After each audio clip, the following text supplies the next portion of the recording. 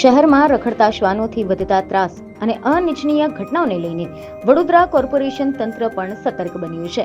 ત્યારે આ મામલે હાલ વડોદરામાં બર્થ કંટ્રોલના 2 સેન્ટર કાર્યરત છે। શહેરમાં વર્ષ 2024 થી હમણાં સુધીમાં 14,603 રખડતા શ્વાનોને રસીકરણ અને 12,131 શ્વાનોનું ખસીકરણ કરાયું છે। મહત્વનું છે કે 2024 થી રખડતા તોફાની પકડાયેલા શ્વાનની સંખ્યા 1,055 જેટલી નોંધાઈ ગઈ છે। અને સૌથી મહત્વનું એ છે કે હવે શ્વાનોને લઈને વડોદરામાં 68 સ્થળો પર ફીડિંગ પોઈન્ટ બનાવવાનું નક્કી કરાયું છે, જ્યારે 897 જાહેર સ્થળો પર રખડતા શ્વાન પકડવા માટે કાર્યવાહી કરાવવા પણ આયોજન કરાયું છે। જે પૈકી સરકારી ખાનગી અલગ-અલગ સ્થળો પર નોડલ ઓફિસરની વિગતોના બોર્ડ મુકાશે, જેથી કરીને નાગરિકો એ વિસ્તારમાં તોફાની શ્વાનોની તકલીફો વિશે સંપર્ક કરીને જાણ કરી શકે।